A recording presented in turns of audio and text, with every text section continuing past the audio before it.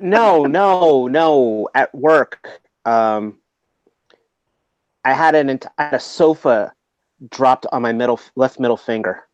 Oh man. On the other hand, everything is perfect. Oh boy. I knew you were gonna go there. I saw that coming. Well, it's Thursday night. It's one of our favorite nights of the week because that means figure It's action. my favorite night. It's your favorite night, really? It's I my guess favorite because night. you don't get weekends at work, so Nope. you got to make And I have you no got to make do. I have no friends down here either. No, muy triste. I'm your host, Extra Zero, and joining me tonight is most of the usual cast of characters. Our buddy Parts Former will be a little late, and T-Man 978 is, as he'd say, sleep.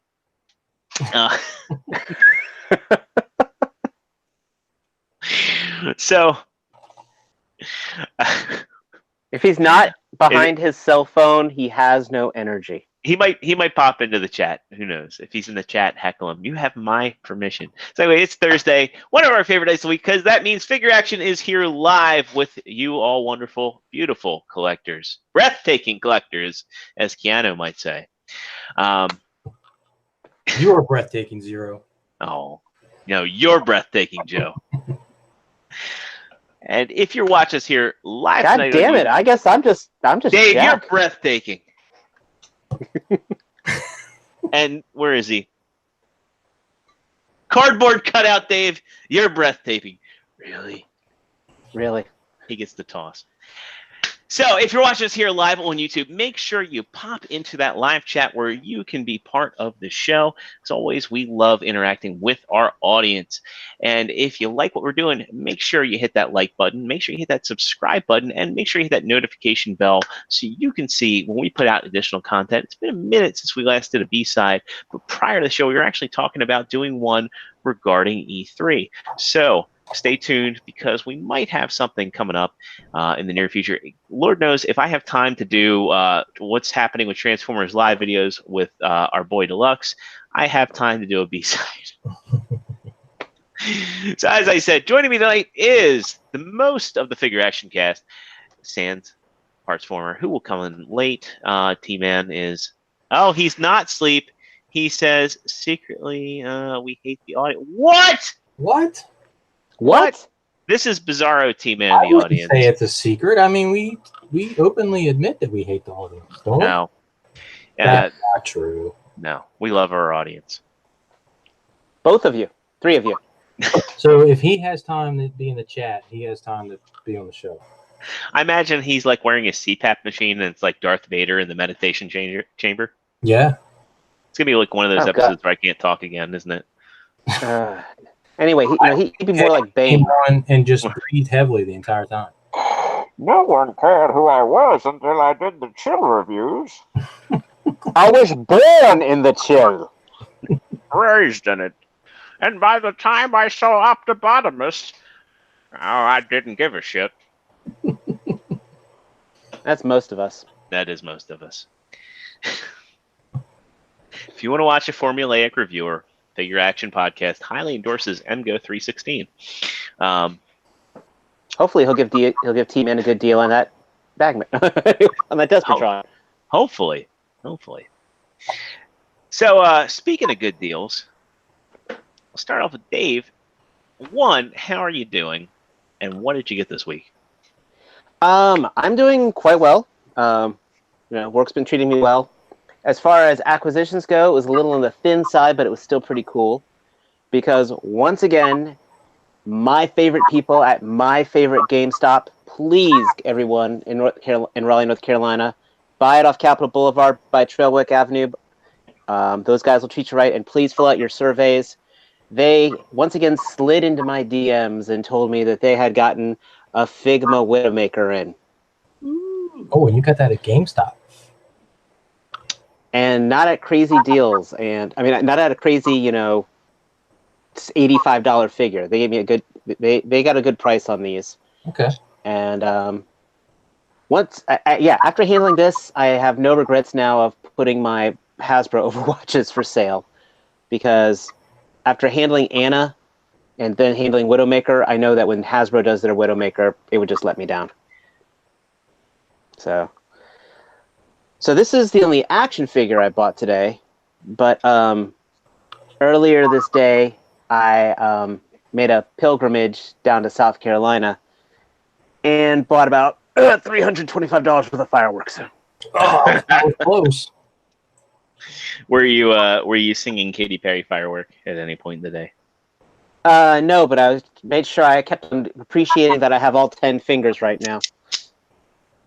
All right, Well- whatever you do, Dave, do not launch a mortar off your head. I know that one time you did it, and we see what happened. Yeah, don't do that. You know, I remember that guy that was famous for playing Gaston, or Gaston, however you Yeah. say it. Yeah. That actor at Disney. He died in a fireworks related accident. If I remember correctly, he like shot a mortar off of his chest. Yeah. That's Well, dude, those things, there is enough impact. I have been doing my Overkill 4th of July party for almost a decade now.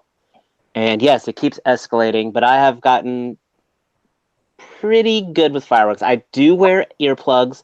I do wear eye protection.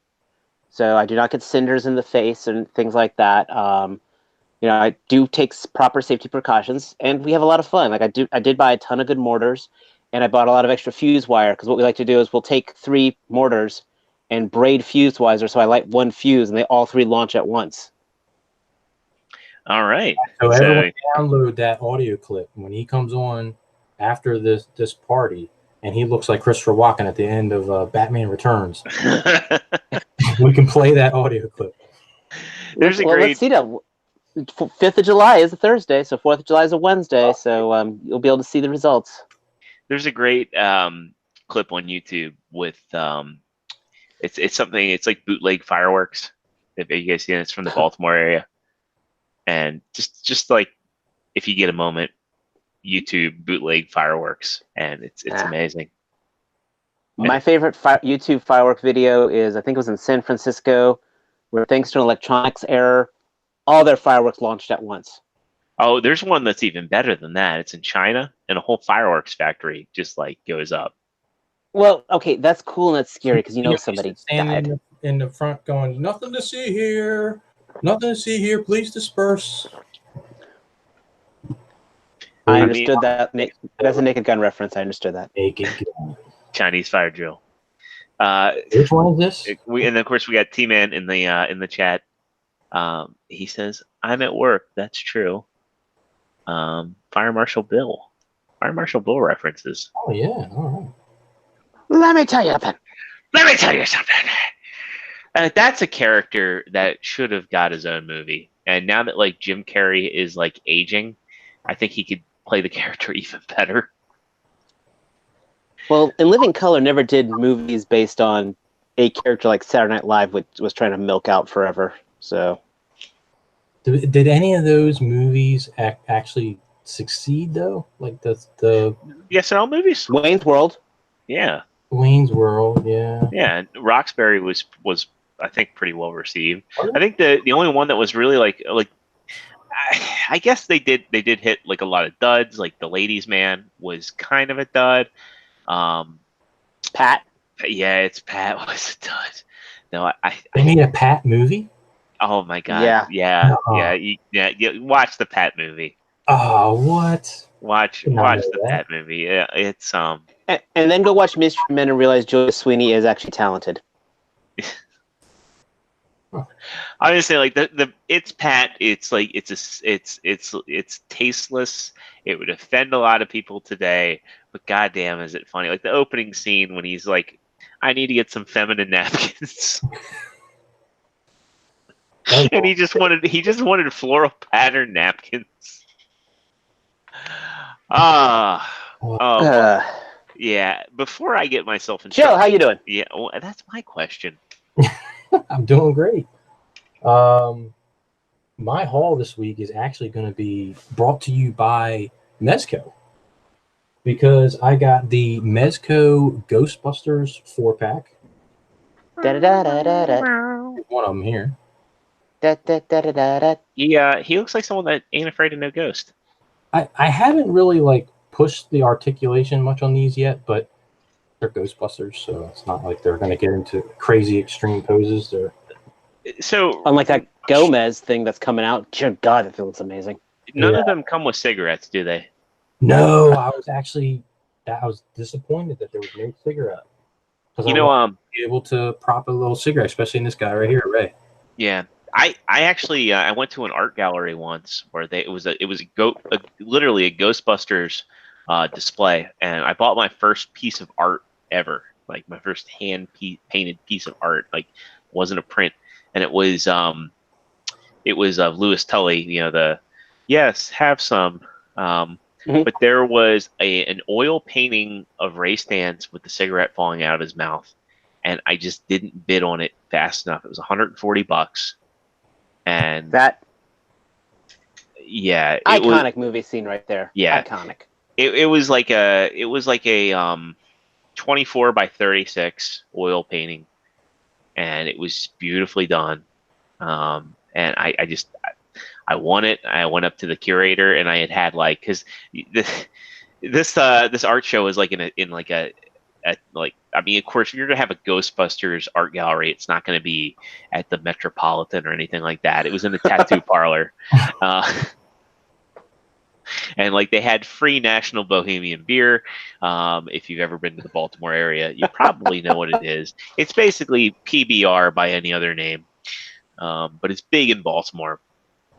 So the whole idea was like, yeah, we'll give them free beer and then they'll buy art. And guess what? It worked because I bought a large scale picture of Lewis Tully. And I love that piece. Actually, That was the best and worst first date I ever did, was going to an art auction. Really? Yeah. It was fun. It was unique. And then I saw a piece of picture. I saw something I had to have, but because I was on a date, I couldn't back down on it. What was the piece? I got it floating around here. It's actually a photograph of the Beatles with Pete Best as the drummer. Huh.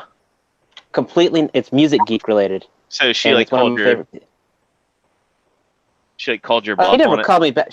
She never called me back on that after that event. But you know what? I still have that picture, and I absolutely love it. So I went over to my storage closet here, and I'll do some show and tell in the old studio. The old, You turned your theater. camera off because you're not wearing pants, right? No, I am wearing pants. Look, boom. No, so here is Oh. my yeah. Oh, very nice. Yeah, this is all like ink, and yeah, it's ink and I guess paint. There's a lot of imperfections when you get up close on it, but yeah, I That's why it's absolutely, handmade. yeah, I absolutely love this piece. And yeah, it was also a lot less expensive than the picture of Ray. It was like $80. So, but still, if I had that, Yeah. yeah. So, didn't you get No, some that's a great- more? It's a great set, man. It comes with a ton of shit. I mean, everybody's like, you get the trap. You get I don't remember what the little like dowsing rod thing that Venkman had when he went to the chick's The apartment. EKG, the EKG meter. He's got that. Oh, PKE. Sorry, PKE. PKE, yeah. But whatever that, it comes with that. It's still in the box. But everybody has their own unique accessory, of course, except for Winston. Winston just gets his Proton normal- pack. Yeah, proton pack. That's it. You know, he just wants a paycheck. That's all he wants. I'm pretty sure the actor is wondering if he's going to get a paycheck for this Mezco set. Ernie He's Hudson. actually really cool. I've Yeah. seen him at a couple. He was at a couple conventions. He's very cool. I'm looking forward to the next movie, the real Ghostbusters. So I also got the Flash, Mezco Flash. Woo! Ooh. Tons of little lightning effects, if you can see them there. And I also got, if you can see in the background here, Zoom, Reverse Flash. And these are used from the Toyco community on Facebook. So I worked out a deal. Somebody, I guess, was unloading a bunch of Mezco stuff, and for $200, I got both. That's That's not bad. Each Mezco averages, when they come out new, is $80 a figure. You got 5 there. 5 times 8. Do the math. Going for like up to 160 to 180. Ooh. Yeah. So to get both of them for $200, I was really happy with that. But I think that's it. I think I got anything else this week. I wasn't here last week. What did I get? Did I get anything last week? I showed you guys the Broly and everything, right? That was the week before that? I believe so. Yeah. I think that's it for me. Very cool. Yeah. All right. How's your week going, Zero? My week is going. So today is a very special day because it is for anybody that knows, it is our dog's birthday. So it's Maggie's first birthday. Oh, happy birthday! Yeah. So, I got her a new bed and a Nylabone and some doggy ice cream, which she was very, very, very happy about. I guess my camera cut out, didn't it? Yeah, it did. You took your pants off again. Yeah, I'm living free and easy. I don't know what happened to my free falling. Yeah, so I don't know what happened to my camera, but I'll go through what I got. I got the Toy World Bulldog, which is the geriatric tank from the last night, and this was a curiosity piece. I love this figure. Don't get me wrong. I love this figure, and it's priced right.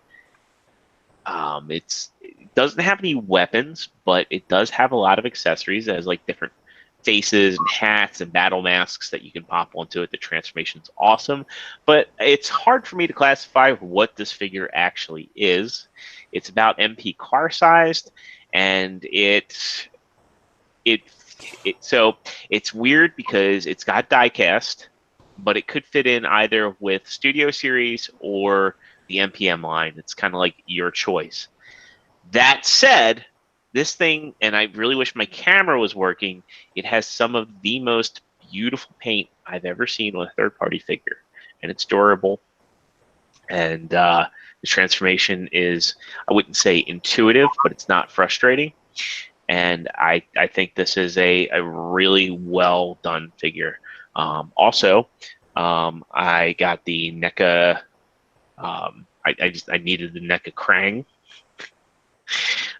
so I got the NECA Krang, and who does he come with? Donatello. And I think I'm going to sell off my Figuarts Turtles. I'm not sure yet, but I think I'm going to do that. Either that, or once that'll be the video game representation, and once that'll be the Did you? I don't know if we talked about this last week because I wasn't here. Did anyone get the Shredder and Splinter pack? I didn't. I'm gonna wait until GameStop gets them, to be honest. Yeah, because I missed out. I totally forgot Friday. So now I have that like anxiety. Like, I was at work. I know they're going to come out with them, but it's almost Yeah, like and they'll probably be GameStop, and it'll probably be an easy pre-order, and it'll be better packaging. It's like I wasn't too pressed on it, to be honest with you. I tried the one day. Now think about this. Zero. What's up? Imagine if I could talk to. Is my first of all, is my internet going wonky? You're about one frame a second. Huh? I mean, as Joe said, you are a little wonky. You're like you're pixelated a little bit on my end, but your audio is fine. Would you ever have thought, if I to Extra Zero from 2 years ago, say you're one day going to give up over a NECA set? Would you ever believe? Given that it's the Turtles, I may have, just in general. Well, in general, I would have been skeptical, but because it's the Turtles, and having seen 2 years ago, having seen what NECA did with the video game Turtles. The fact that they had that big box set that looked like the marquee from the arcade game, and they had the Oh yeah, yeah. But it's still effectively you are doing essentially you are replacing $60 figures and finding that your $20 figures are superior for your collection. The Find that thing is, we've gotten to that point, and I think it's a wonderful thing. I think it's a wonderful thing for the American collector. I 110% agree with you. I would have been skeptical a couple of years ago because I was on a NECA high, I'm sorry, not a NECA high, but a Figuarts high, and Figuarts really could do no wrong. High? Yes. Figuarts could do no wrong. I got like the first Figuarts figure I got, I think, was the Star-Lord, and I was just so smitten with that figure. And I wanted to get all of the Guardians of the Galaxy 2 figures.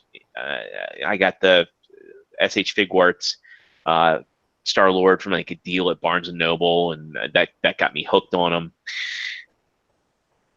But yeah, as I got those Turtles, I found like a lot of flaws with them, and collecting Figuarts, it's pretty easy to see that they're not perfect, and not all Figuarts are created equal.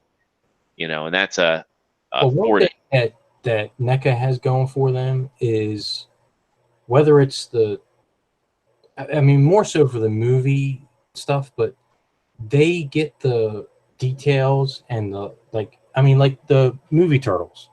Mm-hmm. These things look like they would pop right off the screen. They look like miniatures.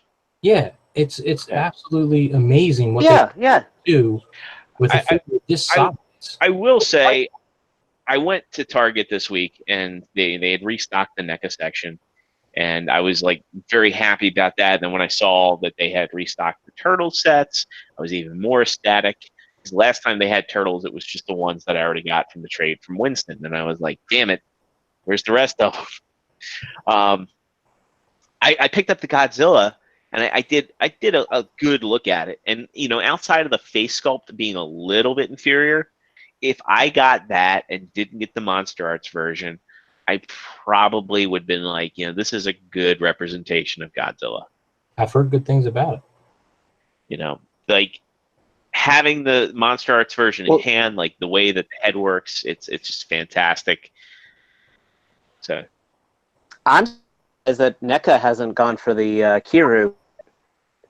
They've done just about everything else Monster Arts has done except Kiru. Kiru? The Mecha Godzilla? Yeah, they haven't.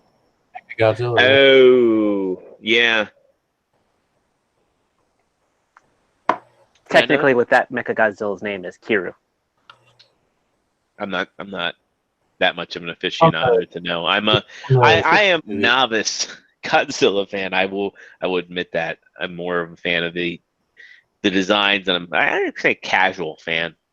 So. What did you any ignorance? By the way, I know you went and saw it last weekend. Yeah, so we went and saw the movie on Sunday, and I thought it was a great time. What was interesting is like all the reviews. I shouldn't say all the reviews, but the vast majority of critical reviews were too much action, too much monster action, not enough human drama. I actually thought, and even Lex actually thought, there was too much human drama. Mm-hmm. Like, we thought it was a great movie. We thought it was really enjoyable. We thought the story was good. My only criticism, and I didn't know it was possible, I think they gave Ken Watanabe too much to do. That was actually one of my favorite scenes. I mean, that was... Yeah, because I wanted them to do something stupid to fix the issue they caused, not to spoil something stupid. It's not to spoil the movie. I wanted them to do something actually like wholly ridiculous to fix the problem they created. That movie was ridiculous. It was, but that's good though, because it was like the original Toho movies. All of them are ridiculous, and this movie is like, let's take all of that silliness and that like magical craziness, but still put it into like of a realistic. They had so many establishment shots in that movie too that like made it memorable, and I think that was, not to spoil the movie, but you see it in the trailer, like Ghidorah in front of like the the burning city and the big cross in front of him, and then Mothra and she's in front of the waterfall, and Rodan and the volcano. Godzilla's atomic breath, shooting up into the sky, and like when he's powering up, and it's just like whoa, whoa, whoa, whoa, whoa. I mean, god damn, did they make that a memorable movie? When you see Godzilla glow, you know shit's about to happen. Oh, absolutely. Like, not only that, but like the sound design of the movie. Jesus, it was just the way they reused or they updated the classic soundtracks, the themes to Godzilla. When I first heard that, I was like, oh man, that hit me like right here. I was like, oh, this is all. And I liked the first one. Like the score to that one was still good, but the way they incorporated like Mothra's theme, when I heard Mothra's theme, I was like, holy shit, they actually did Mothra. Yeah. And they hinted to the Shobijin, the twins. Yes. That was, I mean, they did it in a way where, like, okay, it makes sense, My goal is I want to try to see it not this Sunday, but next Sunday. So I do plan on seeing this. I'm going to try to talk my daughter and his cat into watching this with me. My only disappointment is, I guess, I don't know if it's everywhere, but I guess IMAX, they only do it the first weekend. Yeah. I wanted to go back the second weekend and see it in IMAX, but there's nowhere around me that's showing it. Yeah, I'd say you might have to go to Columbia. Yeah. But I plan on seeing the sucker. Yeah. And I think you could actually take Kira to it, to be honest with you, Dave. Yeah, absolutely. Well, I've been trying, I've been having her watch, I was showing her clips of the first Godzilla movie, versus the Muto battles, which, is really satisfying when the one goes flying and he slams it with the tail, and then finally grabs the other one, opens his jaws up, and you see the everything start to glow. Mm-hmm. So, but I do know, like I said, one of my favorite scenes in the Toho stuff, in the Japanese stuff, it actually versus I don't know if I mentioned this last week in the Godzilla versus Ghidorah, when the Prime Minister is staring at Godzilla, and he just torches him. Yeah. So. Yeah, that was good. Yeah. So it's strong. All the classic movies have, like, that was probably one of the only moments I can think of where there really was a human to kaiju or Godzilla, like a direct interaction. But until the Watanabe in this movie, where he's, I don't want to spoil it, like, because you are planning to go see it. Yeah. I mean, there is a scene in the movie where it's probably one of the most personal human to Godzilla scenes that they've ever had, and I really. So we would say that this is probably then one of the movies that hits the sequel is better than the first. Oh, absolutely. Oh, I think so. That is awesome. That's good to hear. I think it's a lot better than the first. I think the problem with the first movie was it was too much human drama, and the problem was it was a movie that was called Godzilla, and when you saw Godzilla, he was basically on TV screens, on the news. It was like all this stuff's happening to people. It should have just been called Humans. Mm-hmm. And Nightwing and them, yes, I do agree. Godzilla and Transformers should be about the titular characters and not the background, the human characters. I understand in Godzilla, or kaiju movies, you do have to have a human element because the characters don't talk. Right. You have a human element to explain. Unless you've seen Godzilla and Destroy All Monsters. Yes, but like, God.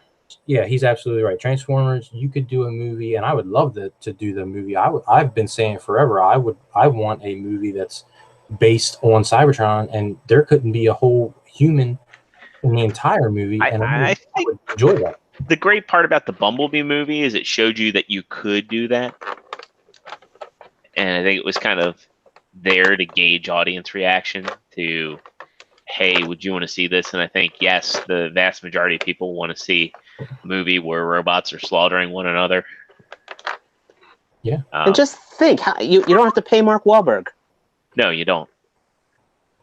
But Exactly, and Okay, I would love to dive deep into the inner workings of that society, like what goes on, like regular day to day of life on Cybertron before everything went to hell. Nate says, So- no more humans in these type of movies. I just want monsters and Transformers fight each other. I can agree. And Kev says, I also saw Detective Pikachu, and my son, that shit was really good. I agree. Detective Pikachu was a good movie too, and that did have human characters, but it didn't put the Pokemon in the background. That was the thing. I heard that was better than that. I heard it was better than it should have been. Oh, it was a modern day Roger Rabbit, in my opinion. I walked out of that movie like, yeah, I really want to see this again. That's good. That's good. All right. So, speaking of robots fighting one another, I was just speaking about Detective Pikachu. We're at that fight. Yes. That should be like Japanese Jerry Springer. Just Ken Watanabe announcing that there's a need for them to fight. We got a lot of Transformers news to get into. I believe it was Tokyo Toy Show going on this week. First and foremost, we have a Gestalt set that I think a lot of people have been looking forward to for a long, long time, and that would be the Seacons. Are you able to throw pictures up? I'm going to see if it'll allow me.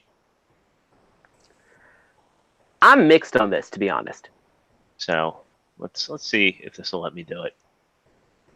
I think it's awesome, but I think it's also a little too late. Yeah, so this looks like it's coming to the Transformers Legends line. Let me know if you guys can see. I can see. Yeah, I can see it. Yeah, I mean, it's basically the Titan Return combiners. Yeah, and we're getting another use of the Silverbolt mold. Yes, you took the words right out of my mouth. I mean, for what it is being resculpted out of the Silverbolt mold, sure, it's good, but and yes, there is a market for it for people that are doing chug, for people that have been collecting combiners since combiners return, not combiners return, combiner wars. Boy, I cannot talk tonight. I think it fills the void for those folks, but I would like to see some original molds. I think these are not just retools of Silverbolt, but I see a lot of like reuse of Abominus here.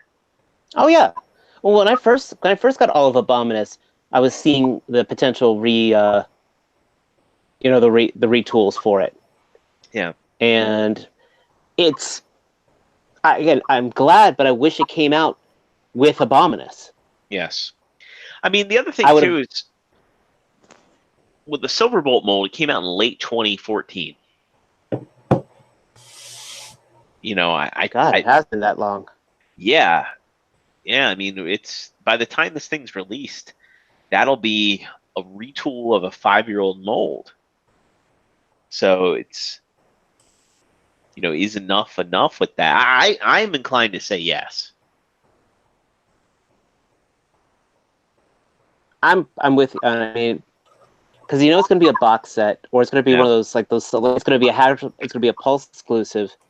So it's where normally the figures would have been $15 each. They're now going to be like $20 each for the combined. In general. So you're going to be looking at least $100-$120 for this set. If not more. I don't think it's going to be worth it. Yeah, I do not think it's going to be worth it. Yeah. I wholeheartedly agree. I mean,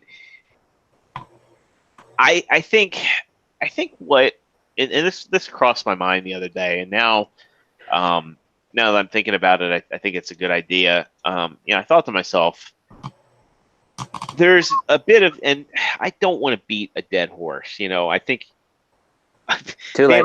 damn near every episode we do, it comes down to, boy, Masterpiece figures sure are getting expensive. They're going to be pricing people out of the water. I think maybe it's time for a line that's not Masterpiece, that's somewhere in between Chug and Masterpiece, if you feel me on this. We have it. We have it. Go on. It's called Siege. Well, Mm, I think Siege is Chug. it is Chug, yeah. It's Chug, but at the same time, but the thing is, you look at, because we've got Siege, and then you've got Cyberverse, which is a step down. Yes, but Siege So is they've Chug. effectively Siege is Chug, but they've effectively made it that way because they've increased the plastic, they've increased the paint, Yeah, but they've Siege increased the price. Siege Wave 2 left a lot to be desired, especially figures like Ironhide and Chromia, Prowl. I mean, they Siege, definitely have. Chromia is a freaking was basically still a throwback to Titans. So yeah. Had a So one with Siege, but it's been kind of lackluster. yeah, Wave 1 was fantastic. Wave 2 is left a bit to be desired. So I can't really say, given how Wave 2 was, that it's a step above Chug. It seemed to be a step backward from the step forward they took with Wave 1. But what I'm talking about is something that's kind of like a return to form. It fills in that gap, right? Because right now, I think there's a big argument out there going on in every group. If you like Masterpiece, you can just save for it. And there are people that collect a lot of lines. There are people that can only afford one line, and I think that they're effectively pricing a lot of collectors out of the market. There are people that want to buy the official, but they don't want to buy KO, and they're being moved towards third party because third party is more affordable. And again, which I still can't believe that Yeah. sentence is being said. I third can't. party is that in between line that you're talking about, though. It's just Yeah. not official. It already Third party was the artisan line. Third Yeah. party was the, And I think there's a market within Takara. Again, I don't know if they're willing to engineer it and bring it to market, because a lot of people argue, well, those are the costs.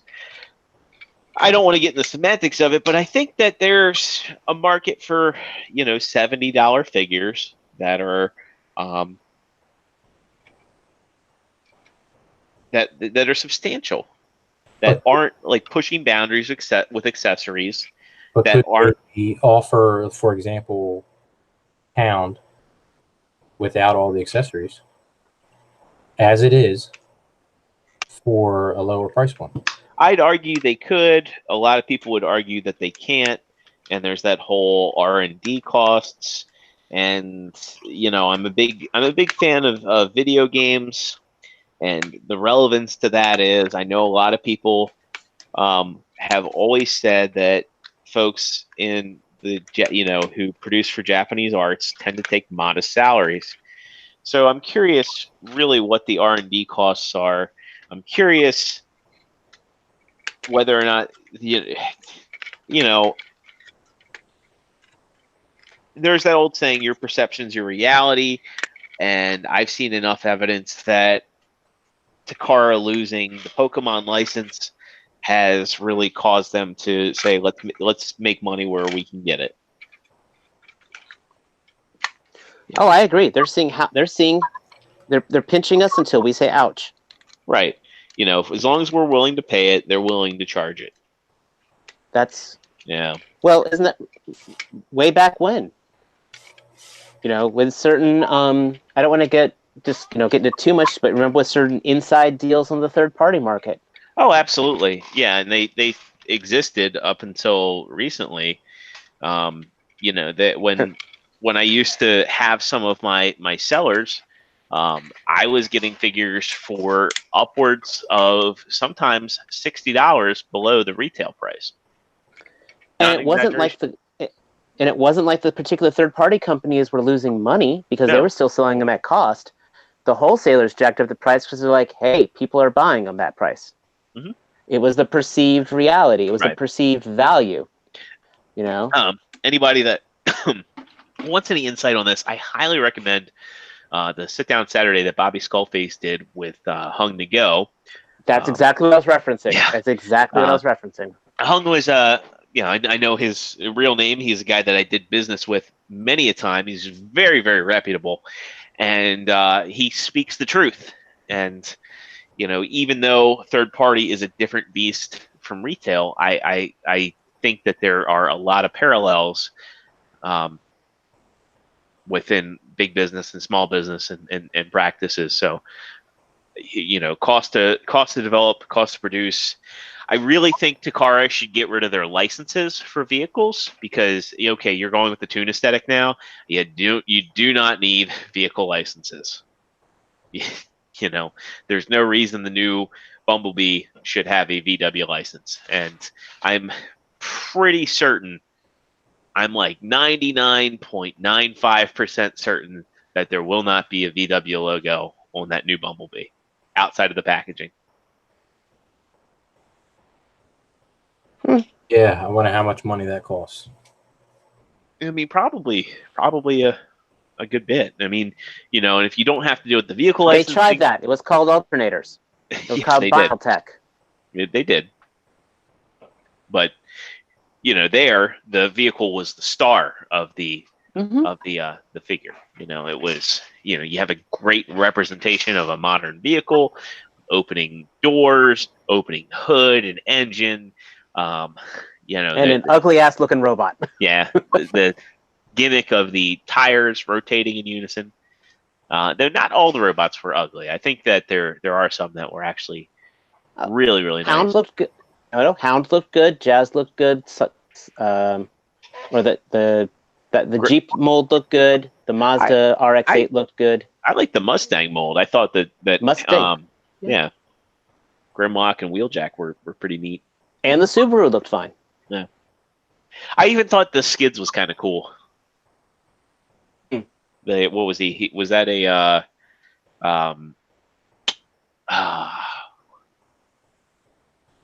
It was a Scion.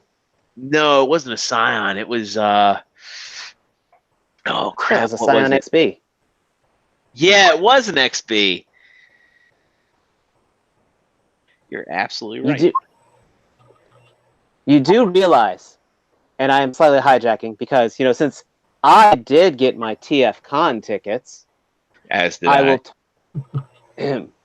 Joe. I did. Yep. All right. My agent hooked I will totally be striving to get into that Jeopardy. So I will be doing all I can to crown myself a nerd king of the East Coast. I think it's worth mentioning at this point in time that actually not all, but 4/5, 80% of the Figure Action crew has their tickets for TFCon. And not only that, we got our deluxe tickets for TFCon. So we will be first in line on Friday night for the pre-sales. Man. Get your tickets, T-Man. We're looking at you. I'm not going to lie. I made sure you guys all got your tickets first before I put the links into other groups. They don't have a problem selling. It's not like they sell out. Well, no, the tickets that we got, they're there was 100 of them. Yeah. Oh, was there? Okay. Yeah. Yeah, so technically we got 4% of them. Yeah. We are the 4%. We are 4%. So, he can stand in line with us, and then he just won't be able to go in the room. Oh, that's going to look really good on the optics. Oh boy. Well, I knowing T, he's the more of a guy that wants to review the exclusives. I don't really think that he's he's smart. He lets us go in there and spend all our money, and then he's going to get his hands on them and make a video. He wrote in the chat, "I'm poor, yay." That's a good business. But I digress. But still, the most important part is I'm going to do all I can to get into that trivia contest or Jeopardy, whatever show they're doing. Not only I will be representing our generation, but I will be representing the Figure Action podcast to show that we know, and we're on the go. Oh man, I wish I was on I've lost it. camera. Wish I was on camera because I'm holding up the cardboard head, and that's coming to TFCon. Nice.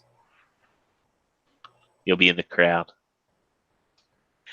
All right, so getting into more news from this week from the Tokyo Toy Show. We've got the Siege, Blue Streak, and Ratchet in hand. Go ahead and get some images up of these guys.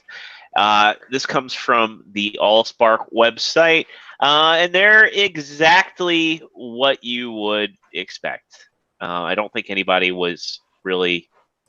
Hey, it looks like Barricade. Yeah, basically. I mean, it's cool. We know Siege Smokescreen's coming. Ratchet, cool. He's supposed to be a Walgreens exclusive. I'm hoping that in hand he has more paint. What does look cool with Ratchet is it looks like he comes with a different weapon than Ironhide does. So that's very much appreciated. I know that they can't do the Red Cross logos on the shoulders, repro labels, here I come, but it's cool that they at least got some red detail on there. I don't have... That's cool. Yeah. It's exactly what we expected. Yeah. Yeah, no surprises there. Now, it's worth mentioning that the Plus version of Blue Streak comes out in July. Yay. On the topic of Blue Streak, or Plus versions, rather, another thing that we got today, and I wanted to gauge your guys' thoughts on this, is we are getting a Plus version of Smokescreen, and while he is cartoon accurate, yay, he has what I would call a face only a mother could love. What do you guys think about this? I see this. I mean, the paint's beautiful, and I'm totally not buying it. So I'm gonna get it because that's who I am. I like that he comes with a smoke accessory. I think that's awesome. But when I see this face, I think of, hey guys, how you doing? Jake Leno here, Tonight Show. I was just trying to place that face, and you got it. You got it. You want to hear? He looks like he belongs in animated. I mean, you get Kevin Eubanks to play your riff. What do you think about that? You want me to go read some newspapers and see how many school cafeterias wrote meatload instead of meatloaf? And how much is this going for? Do they announce the price? I believe he is $80. So I missed the reference. Is that Jay Leno? It looks like Jay Leno. Yeah. So he's $79.53. He's a Takara Tomy Mall exclusive. No pictures of the vehicle mode yet, but yeah. It's easy to imagine. Yeah, right, exactly. And you know, a lot of folks were saying, like, this is one where, you know, is the Plus version really necessary? Yes, that face is cartoon accurate, but does it necessarily look better? I'm going to buy it. That's why it's the mall exclusive. So in some ways, that they're answering their own question. Exactly. But as they keep doing this, though, I know, you know, where's that dead horse? I got my baseball bat. I'm ready to do some tenderizing here. They're actually making me really apathetic about my Masterpiece collection, to the point I almost want to just say, nah, I'm done. Well, you know, I think there's a lot of people that are not happy by, you know, the fact that they've changed the aesthetic of what they're doing.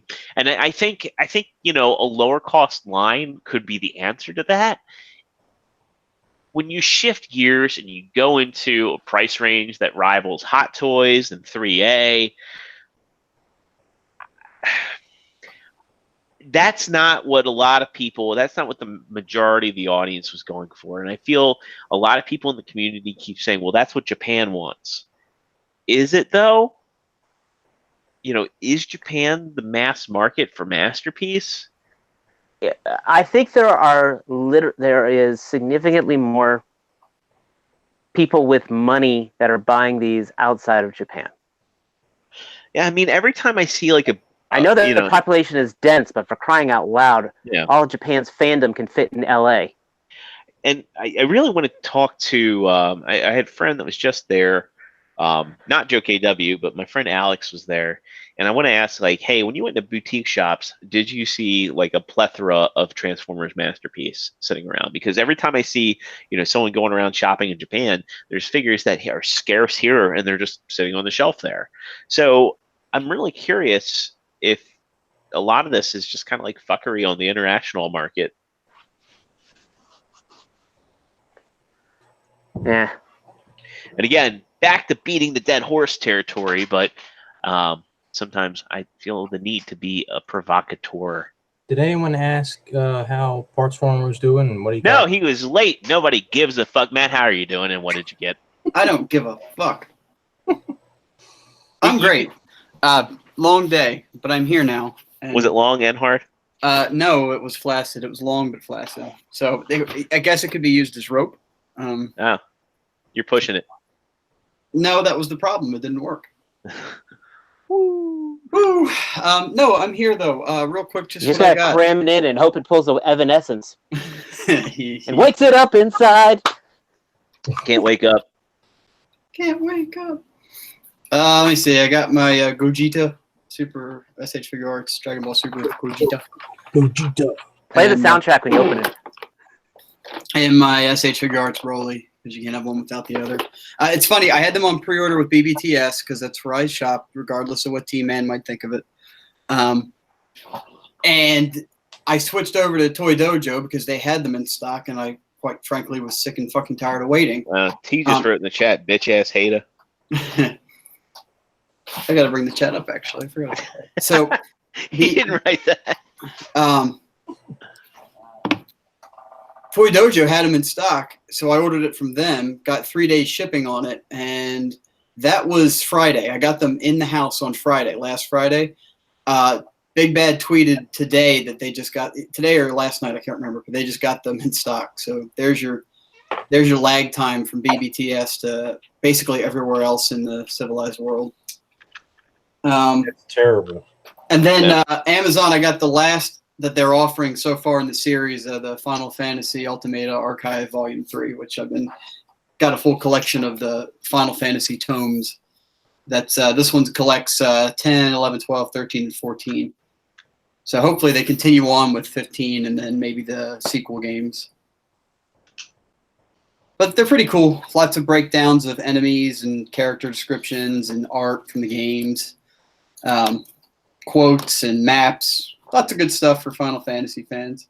You excited for that 7 remake finally getting a... I am excited that it's coming out in March, so I have until March to get my PlayStation 4.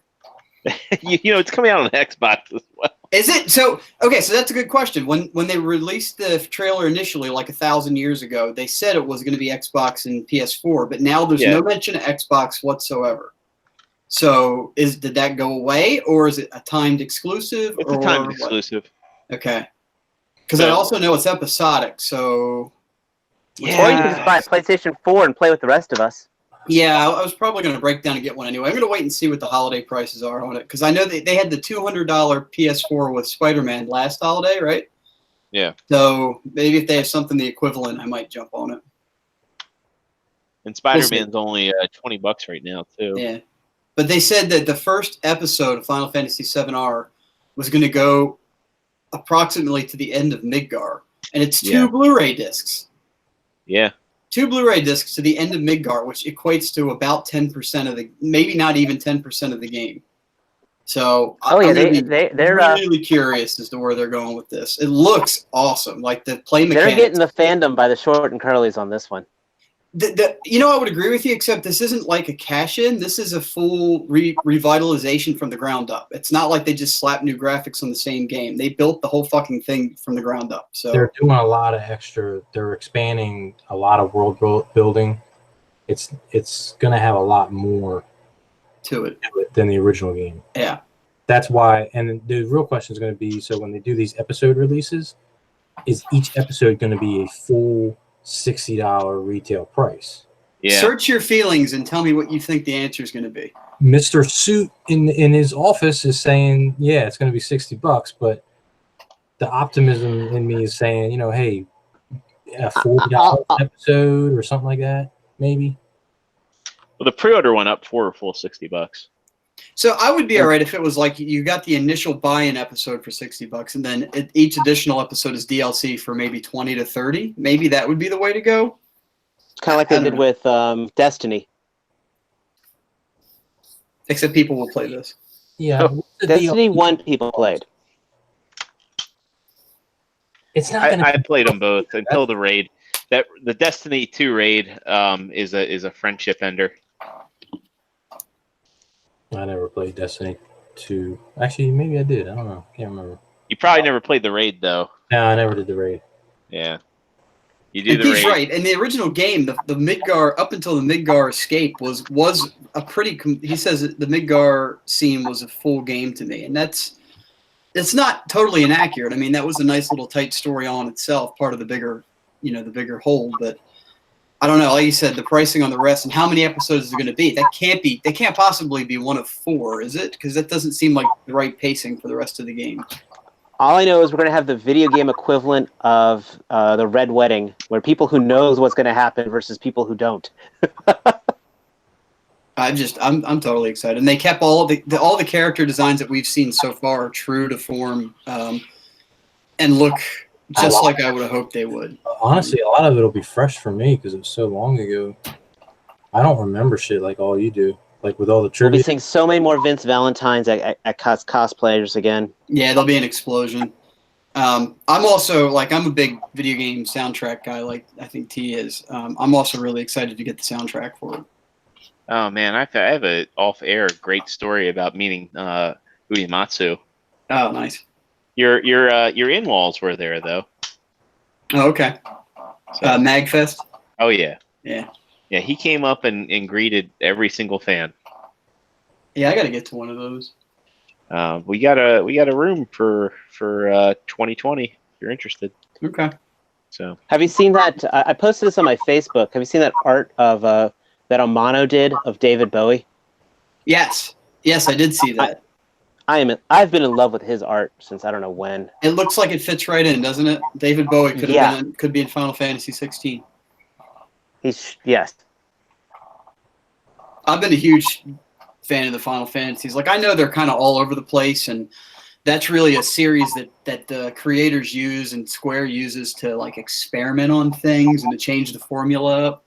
One of the I'm trying to think who it was. I think it was I don't know, some YouTube channel I'll think of later had a comparison between Final Fantasy and Dragon Quest, where Dragon Quest was the Pro Jared. No, it wasn't Pro Jared.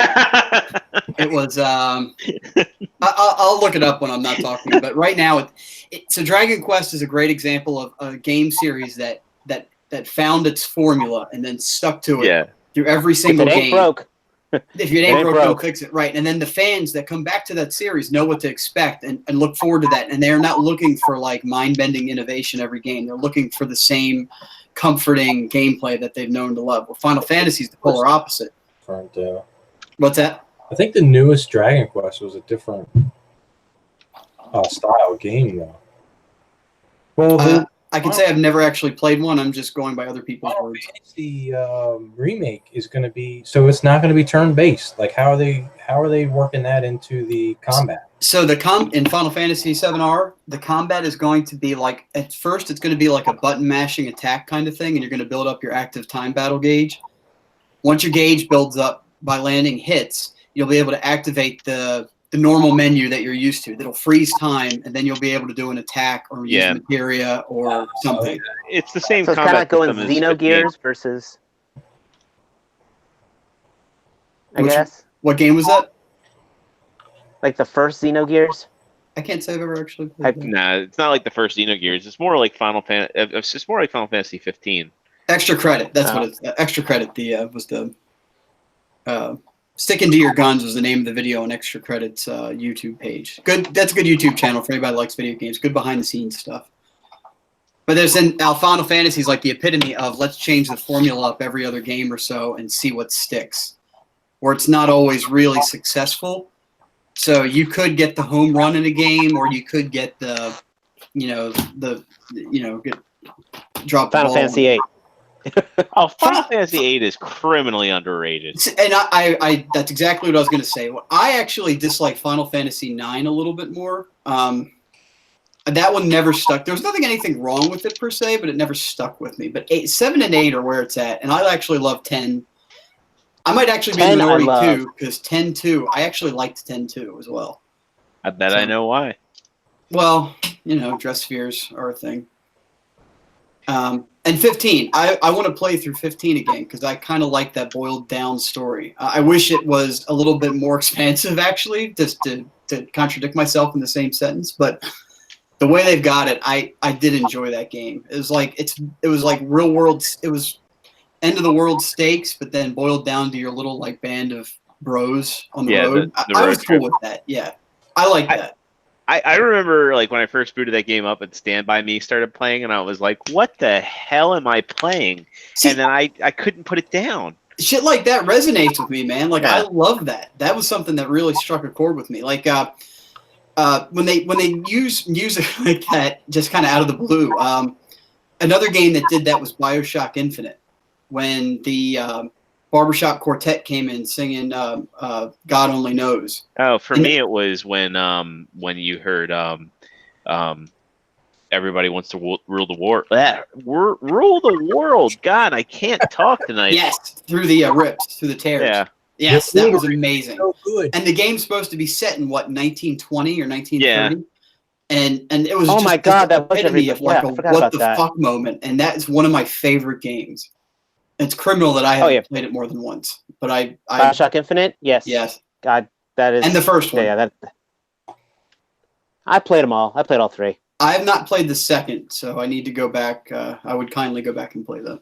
You should Yeah, just would you finally go back and play? Yeah, get the pack that comes with all of them. yeah. I'll add that to the games I'll buy and never play. It's a long list. I have the original, the Doom remake too. I want to play that one day. I have it sitting the big game disc, and I haven't gone to it yet. Oh, Matt. I had the good sense to buy it. I just haven't put it in. I'm the same way. I haven't played the new Doom either. I want to get Dave. Witcher 3 as well and play, but I haven't. But that's going to be a time sink. Hey, you play it on the Switch now. No, you got time to play the new Doom. Everybody has time to play Doom 2016. Because they announced Dune, Eternal or Yes. something? Yeah. I'm just telling you right now, that game is, the game is fantastic. I've played through it 3 times. Hmm. Yeah, You Yeah. played it to hell and back. I played it to hell and back. And Pat myself on the back for that one. it's just like one of the most satisfying gaming experiences. It's one of the most satisfying first-person shooters I've ever had the pleasure of playing.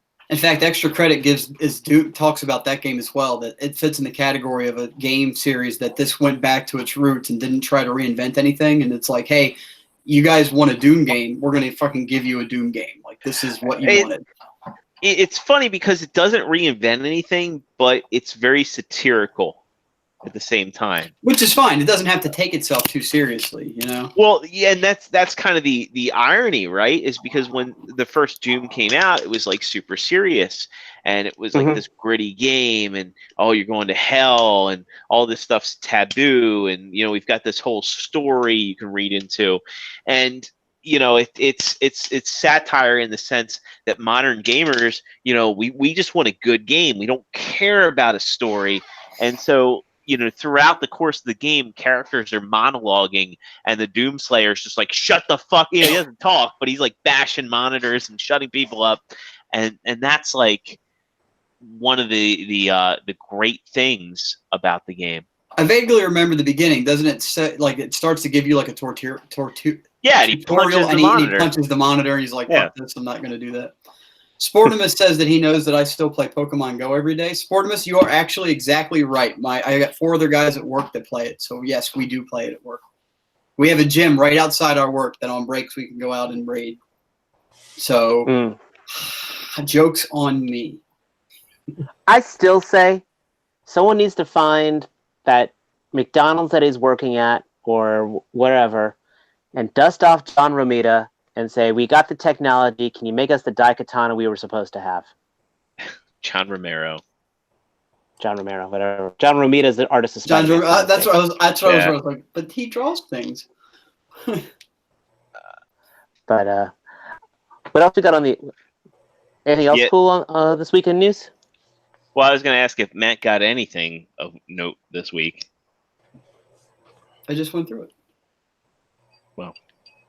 Weren't That you paying was it. attention? I'm He done. got I'm done. Broly. He got Gogeta. Gogeta, Broly, and the Final Fantasy book that stemmed the conversation. There has to That's be why I said anything else. Yeah, no, yeah, I'm good. We're good. Okay. Well, then we'll continue on with some of our news here. Next up, we've got some non-Transformers stuff, and this is actually a figure from an unlikely company that I'm actually interested in. Can you guess? Pornhub.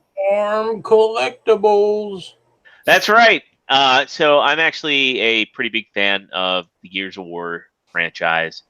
I'm a little bit worried about 5, just because the game comes out in September, and they were at E3 and showed no gameplay whatsoever. But there is a GameStop exclusive Marcus. We know we've got Cole coming. And this looks pretty good. It's the old man Marcus. He comes with a good amount of accessories. He's got the gold lancer and hammer burst. I've seen pictures where he comes with the younger head. I kind of like the bearded one. I think this motif works better. You know, it looks more like the Gears 5 representation of Marcus. And I like old man Marcus. So I this admit that an old man version of just about anything is always better. Just as a rule. As a general rule of thumb, yeah. You know what I would love for Gears of War then? I would have loved an old man Dom. I want the old man beard. I can't wait for that. My beard just refuses to turn gray. I'm starting to get some grays. I'm starting to get more grays. We've got a Kate, and it looks like she has options for Gears 4 and Gears 5 looks. And of course we I have. stopped playing at 3. Well, I mean, you didn't get Xbox One, so you know. I did, but then I got rid of the Xbox One. So. See, we get I mean- shamed no matter what system we buy, so it's Yeah. you really can't win. Yeah. Yeah. Of course, they have one of my favorite characters from the franchise, which is Augustus Cole, also known as the Cole Train. Nobody's gonna do the woo. Woo! Woo! So, you know, I'm not a complete hater of Storm. I think these look fantastic. I Of course, see a problem here, though. what do you say?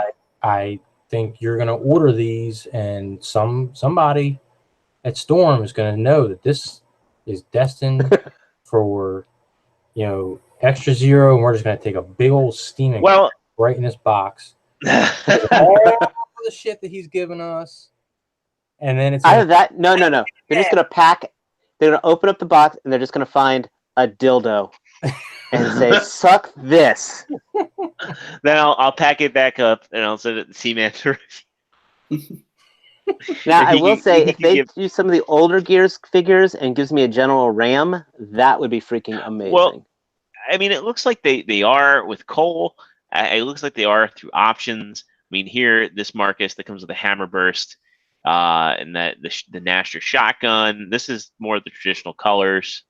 I hated that shotgun. Wow. Bad memories. Bad memories in multiplayer. I think that impacted everybody. So yeah, I think there's a lot of potential for the line. Again, I do give Storm a lot of shit, but I will call out a good looking figure when I see it. So I wish T was here for this discussion. Anybody that follows T, that he's been buying up a lot. I wouldn't say a lot, but he's been buying up more McFarlane. It's an inside joke. Toys than normal, and he hasn't been overwhelmingly happy with the Fortnite figures.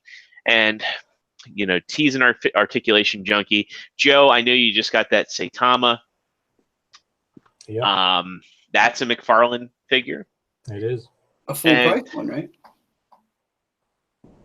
You played full price for Saitama, and you said maybe not a good idea.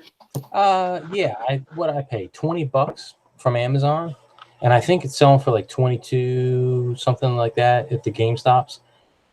And it's like if you can get that thing on sale, or if you I don't know if you got like a coupon or whatever, like if you can get it for 15, something like that, it's probably worth it. It's just got like the hips and the ankles are probably the worst thing. Like the easiest pose to get it in is it flat on its face. It just doesn't want to hold anything. And if you push the hips to any sort of angle other than just standing straight up and down, it just wants to do a split on you. So yeah, I mean, I was actually talking to you about this the other day, and I pointed out that when you look at, like, if you Google image search or if you look at the box art, and he pointed it out on his little T-Man moment the other day, when you see pictures of toys and they're all just standing stoically straight up and down, and they're not showing off any of the articulation and the posing, that's a huge red flag. Like if you look at any SH Figure Arts, or you can see like extreme posability. Yeah, there you go, right there. If you bought that toy and all it was only standing up, like 4 or 5 pictures of him just standing in a straight, not moving at all, then that's gonna say like, oh, what the fuck am I buying here? But that's why I'm like, I'm really, it's weird. I'm really critical with like $20 toys, but I'm not so critical with like $60 toys.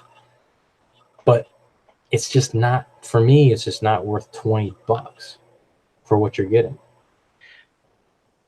So I've got the Figma and I've got the Dyson model, and the Dyson model, especially because it's KO, I mean, or it's third party, it's super cheap, but they do so much more. I mean, it is a completely different price point. I get it, but I don't know. If I feel like if they could capture some of the engineering that Marvel Legends has going for them, if they could duplicate that at that price point for some of these like Mortal Kombat figures that are coming out and all that, it'd be a home run. But it's just not quite there yet. I mean, so you're still excited for the My Hero Academia? Dude, at this point, there's so little My Hero stuff. Like they could, like I buy the Pops for Christ's sake, and they've got 0 articulation. So just about anything that comes out, I'll probably buy it. But until like Figma or somebody comes, like if I had my choice, I'm gonna go for the higher price point every time. But if McFarlane comes along and they beat everyone else to the market with a decent line of My Hero, I'm all in. It's like, what is Figma doing, man? I don't know. They're just All actually. in or all might? I realize that Figma's got. I think they're afraid to come out with an All Might that's going to have to cost like $120. I think the more the problem with Figma is that they're dabbling in so many lines. Like they've got so much shit coming out, but it's so scattered throughout all these different animes and video game series. It's just really obscure anime. Yeah. They got they just do random girl from that thing. They got, what's that game coming out? The Norman Reedus game. Death Stranding. They're saying they got a Figma for that already that they've announced, but we still don't have an All Might from Figma. We're getting a Bakugo, finally, but it's like nothing. No news. What the hell's going on? Yeah, they dropped the gray prototype and then poof, gone. I'm hoping that they're waiting until the show comes out to drop something. Like was it October? The next season comes out. I'm hoping we get some news maybe right before then. But what's that, season 4, season 5? I think 4. We're deep into I gotta get back to reading the manga. I was enjoying that. Yeah, the manga's good. I got a lot of the manga, but I never read it because I don't want to. I'm like in that, like, I don't want to read too far ahead in the manga because I really love the show, and then I don't want the show to be ruined. But sometimes, Is it really going to ruin the show? Because it's like a lot of times animes and mangas will go on different, even like anything that's based on a cartoon property. Like, well, like if you look at Anime put filler Dragon stuff in. Ball, yeah, it does, but so far the My Hero has been. I mean, it's goddamn page for page. well, Full Metal Alchemist was up until Up until a shit. certain point. Yeah, That's why they redid it with Brotherhood to be manga accurate. yeah. But then, Bleach, for example, had like 4 filler arcs.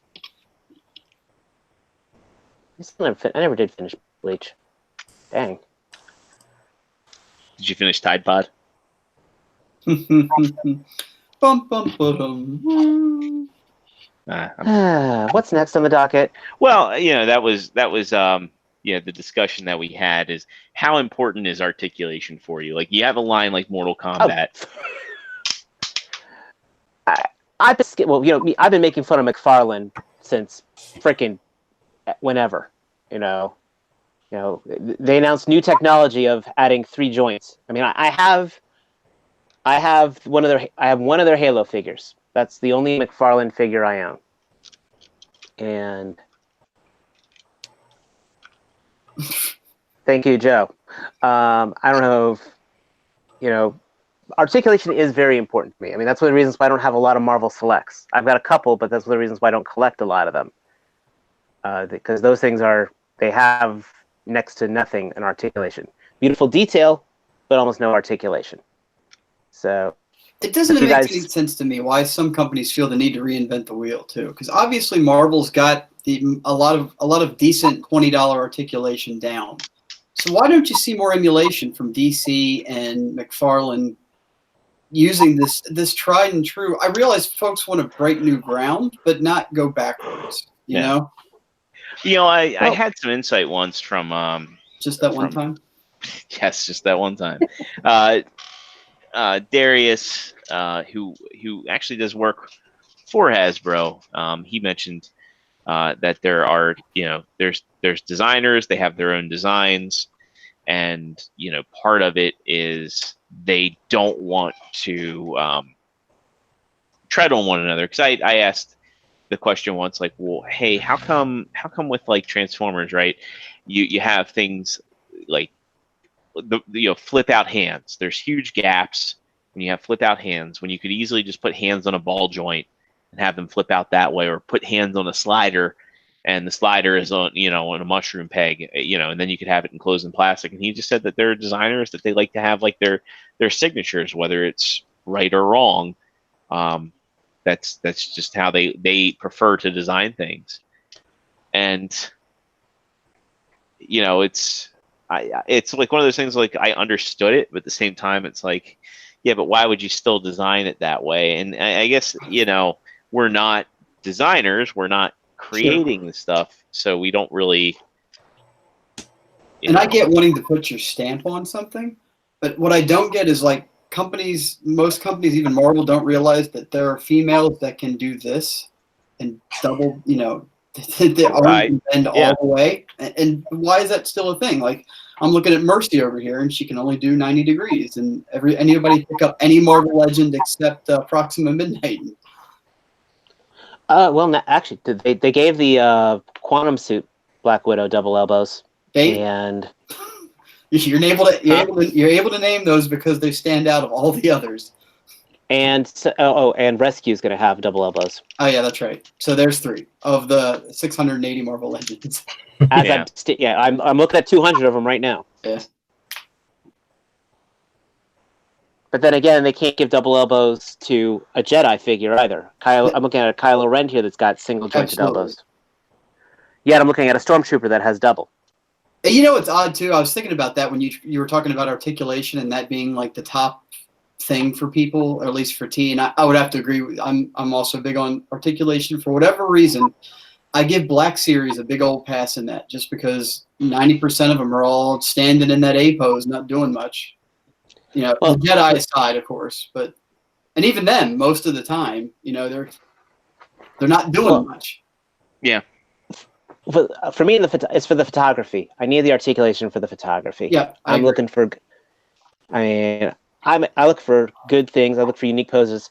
Heck, if you just checked the Instagram the other day, I put that awesome beast pose. That beast is abso-freaking-lutely amazing. I was able to get that guy to stand on one hand, which was like unheard of. That figure, that and a good Spider-Man figure. But then again, that's one reasons why. That's why I love my Revoltex. Outside of Astrobots, I don't know too many figures that can stand on one hand. So, I mean, Hasbro's killing it with the Lightning series, and then I handle the Overwatch, which while the Overwatches are beautifully detailed and all, yeah, that articulation is one of the things that's completely turned me off to them. So, yeah, I prefer articulation over mold.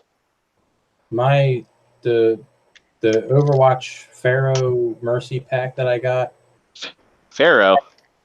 That Pharaoh that saved a lot of money for me because I had the Figma. Like I was ready to pull the trigger on the Figma. I mean, it does everything it needs to do for me. I mean, it's. Well, but then again, like for example, Tracer. Tracer is a great figure. A little fragile. Tracer is probably one of my favorite of the Hasbro ones, but I know that Figma is going to be able to do just that much more. And after, I'm doing this with Widowmaker right here, having her in this pose. I know for a fact I can't get a pose like this out of the Hasbro and a figure to save its life. I love being able to pose like that. That the Hasbro one couldn't be able to pull off this balance and pull off this pose. Heck, it can't even hold its rifle properly. And you would think too that would be something they would strive for, especially with like Farah and some of these figures that have to dual wield, or Anna, right? Or Anna, what's her name in the Anna, Sombra. Yeah, you would think that the weapon and the stances would dictate the amount of articulation that the figure needs to have, but that didn't seem to be the case here. I mean, I'm looking again. That he needs to. I look at them. It's right for the character. Well, because Mercy, her staff is still loose in her hands. But if you have a character that is, whether it's a video game, anime, live action, that is known to be a very dynamic character doing a lot of crazy shit, then you need to be able to, if you're going to make an action figure, you have to be able to get them into those poses that you're seeing, whatever that medium is. Exactly. That's why this is not a problem, because Jean-Luc Picard just needs to stand there. He doesn't need to jump. He just needs to look intellectual. He just needs. Oh, yeah. Exactly. I'm right there with you. Same with Grand Admiral Thrawn. Yep. And your Ghostbuster pack that you just got. Like, they need to be able to hold the neutrino wands and have the packs on their backs, and that's it. That's it. And on the other hand, you get something like I just want to let me get these. I don't want stuff to start falling on me. This is possibly one of my favorite lines and favorite figures of all time. And that's the Revoltech Nickelodeon turtle figures. I don't have those. I want those though. These are near perfection. I mean, look at that. Just looking all goofy and stuff. Yeah. And it's light, it's balanced, it holds that pose perfectly. And now you can pair them with Batman. I don't have the Revoltech Batman. It's the only one I don't have right now. I still haven't opened up Deathstroke, but I've got all the Revoltechs, and I need Leonardo. But I get a figure like that, and then versus something that just a ninja that can't ninja, Yeah, I think it's pretty easy to say we're spoiled. Prior to the show, Joe and I were talking a bit about NECA, and it's like they've made some strides, but having messed with like the Monster Arts Godzilla, and then seeing the NECA Godzilla in the store, it's like, man, I'm glad I have the Monster Arts one. Because even though Godzilla isn't like a posable, known for being posable, the fact that you have like so many options with the Monster Arts one, just for the tail alone, It's Well, yeah. let's talk about something that you bring up NECA again. Let's talk about one of the figures that NECA was very well known for. That got a lot of positive acclaim. Their RoboCop. Yeah. And then Joe, you've got the Mafex one. I do. I mean, the NECA RoboCop, its arms can just do this, up and down. They can't go up like this. They can't hit that pose right there. Stop, creep. Not exactly known for doing aerial ninja stances, but just that little bit more of movement, that little bit of expression goes a mile. I actually would find myself when I was like taking pictures of this thing, I was like posing them, and I could get him into some like really dynamic poses, but then I'm thinking to myself, that's not the character. He doesn't do that. He just stands there and points a gun. So it like did not, even though you could do it, it did not seem like RoboCop. It was like, no. Well, I can't. do you want a figure that can't do that, or do you prefer one that can? No, I do like having the choice. Okay, that's what I'm just saying. So yes, There's more than just articulation to why I would pick a Mafex over a NECA. Oh, I absolutely. mean, there's fit and finish, and the fact that you get like it has magnetic replaceable chest piece. Ooh, that's cool. Damage. Oh. There's a lot more to it than that. T-Man's not here right now, so he can't. I know what he would be saying, but we're talking about things like Voltron and the Megazords.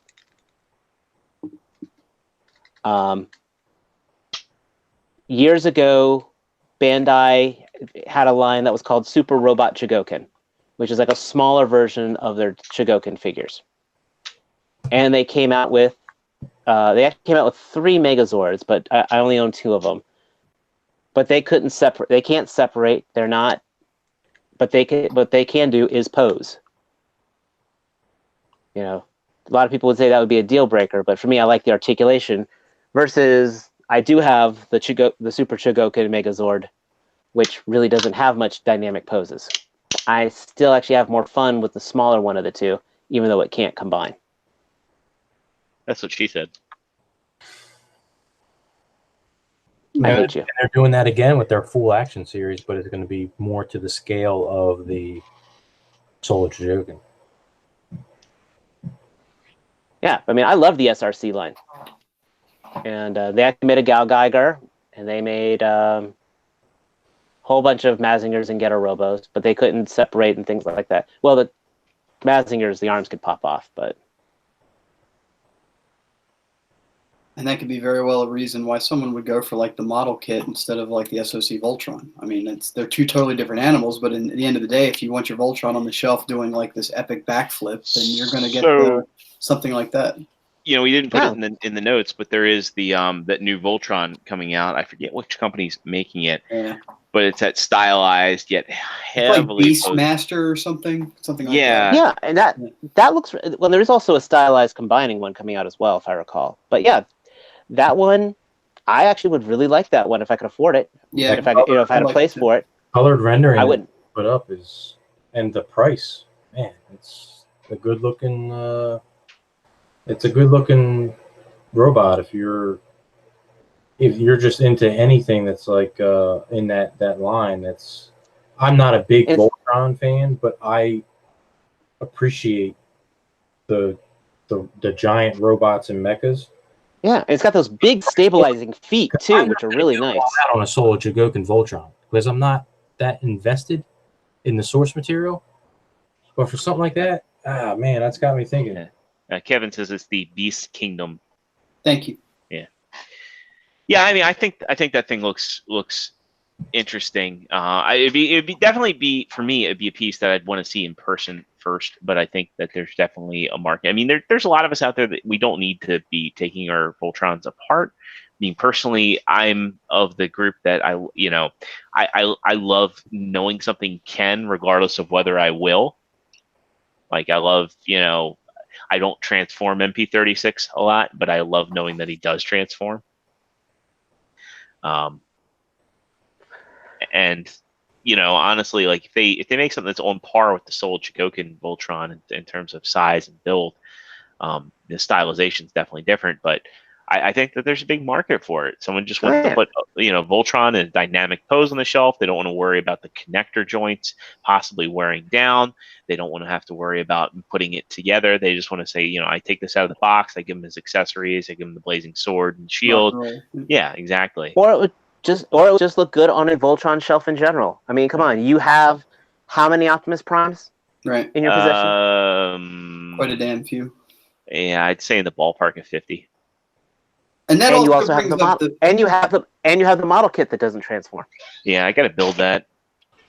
But and I'm that just also saying, but brings you up have the point too. Like if you have SOC Voltron and it can get into these, some posing, and it's got some knee bend or whatever. And I haven't handled one yet. In August I'll get mine, but I know it has some posing to it and some articulation. But I wouldn't want a $300+ figure in a crazy fucking pose on my shelf, precariously balanced. You know what I mean? Like that dude's gonna be standing with his sword in an A stance. Even though he can do all this crazy shit, Yeah. I would be more apt to get that $150 or whatever it is Beast Kingdom Voltron to do some crazy stuff on the shelf, to have some good action poses. That's where that would live for me, and that's where I'm okay with it not breaking down into lines or having more to it than that.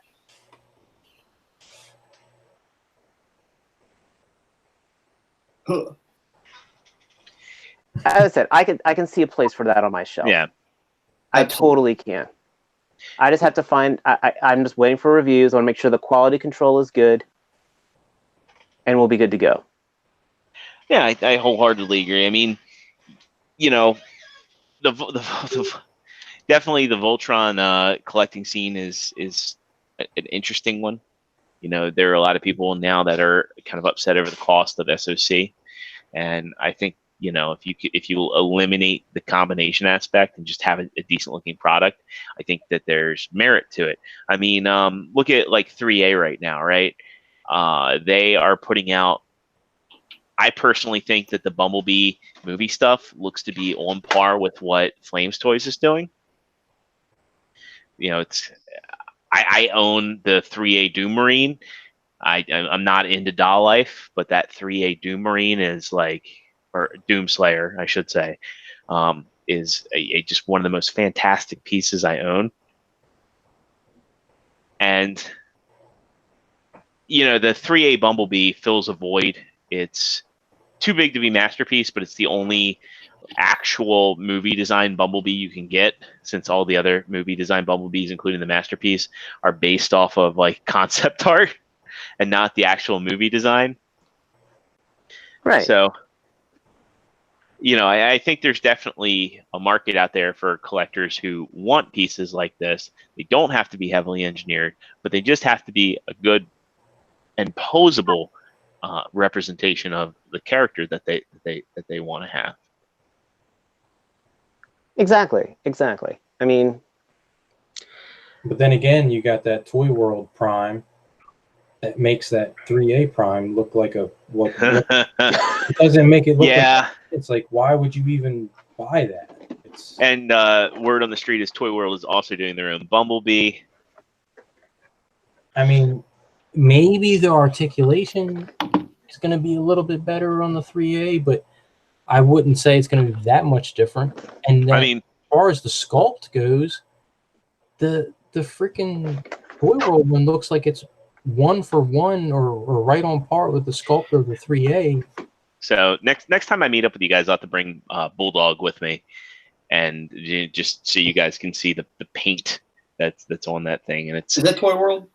Oh yeah. Yeah. Okay. My camera is not working. Otherwise, I'd show you. I don't know what happened to my camera, but yeah, I'd love to take some photos of that bad boy. I think I bet he's photogenic as all hell. He's very photogenic. I love the fact that he's like the pictures of him. They don't do the eyes justice. Like those eyes are a metallic blue, and they really pick up light. What's that? Got dreamy eyes. He does have dreamy eyes. Hungry eyes. And there's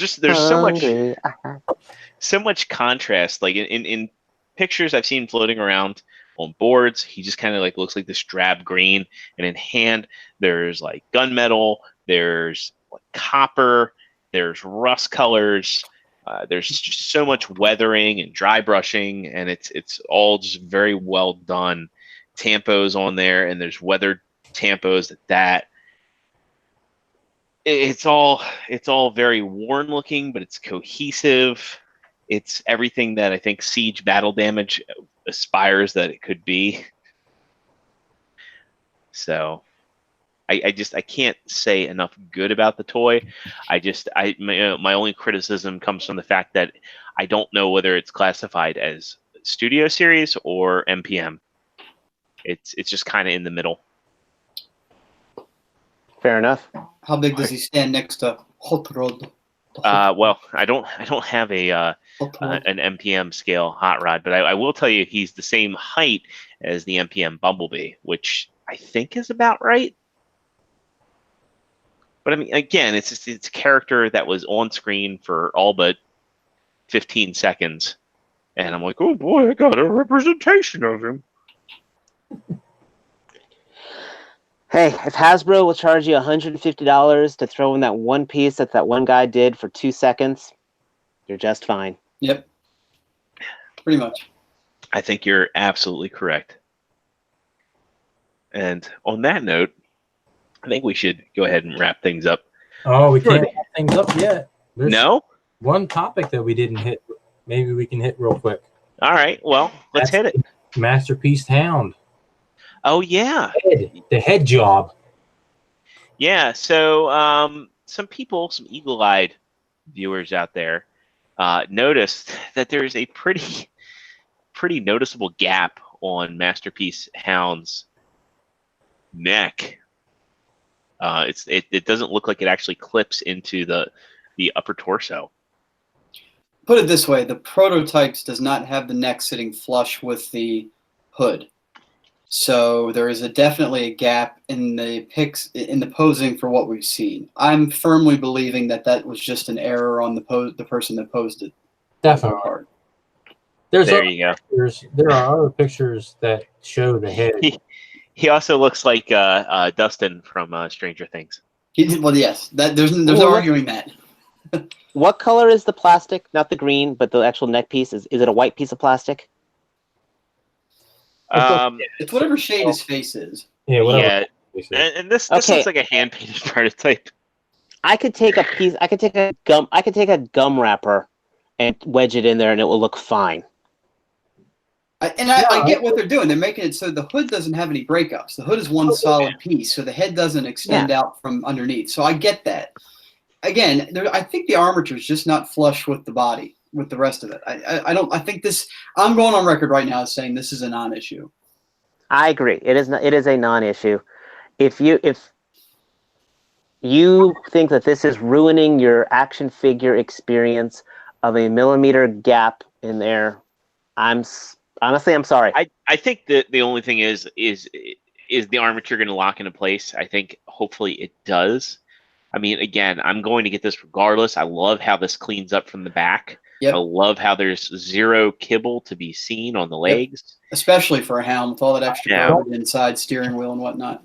I don't know if it's going to lock in. It looks like all these joints here. It's just a matter of how tight they're going to be. Yes, I think you're right.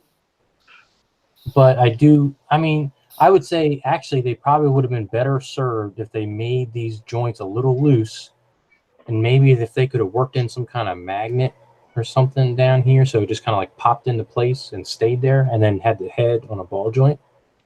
How do we know there won't be? Well, then maybe Get a piece of Velcro, take the white foam stuff on there, cut the shape in there, stick it underneath the armature. It won't scratch the paint, and you'll have your gap closed. I'm gonna be paying $130 for this guy. I better not need any gum wrappers. 1/2-inch decking screw and run it right up his ass. Hey, Joe, go back to the picture with him and Dustin from Stranger Things, Sure. please.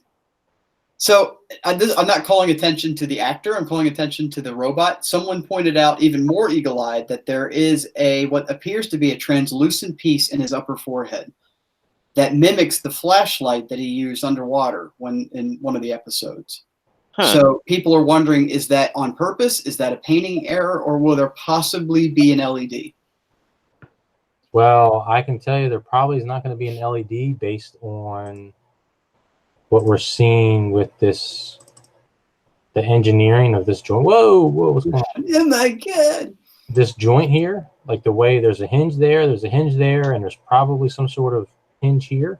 It could be self-contained in the head. Well, That head folds up. It looks like unfolds. head Don't looks they like all? yeah, I don't know. I don't. But either way, I don't know if that's a painting error or not. But it looks cool. I mean, it's in the exact same spot his light was, so it's probably not an I error. will say this, even though I'm not in on this, just because it's the price of it, and I've got Gundog, and that does everything I needed to do for me. I will admit this is the best looking hound out there. This is. I'm with Joe. He's got little tiny tires. Yeah, they got the tires. Yeah. It just cleans up very, very well. There's no. And then in 8 months we'll get the plus version with the cage for $50 Yeah. more. That does make me just a tad bit. I mean, just a bitch to hear myself bitch. That does make me a little salty. Like, of all the times for something that need to come with that cage, he has the keys, for Christ's sake. Like, you couldn't just throw a little cage in there. We're sure that like, you know, like they won't do a cliff jumper and throw in the cage there just to give him. Something else. Well, Yeah. he'll have the bazooka. You know, he'll probably have. Yeah, the that's sled. true. And he'll have like probably a commemorative piece of Casey Kasem's hair, numbered Ouch. release. Counting down the top 40.